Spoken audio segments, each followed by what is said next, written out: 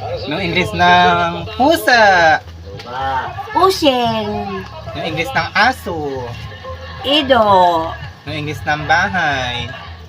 Bonwa. Anong English ng pantot? Sado.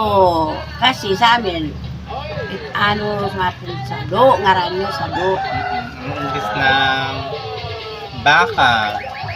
Sapi. English ng kalabaw? Karbaw.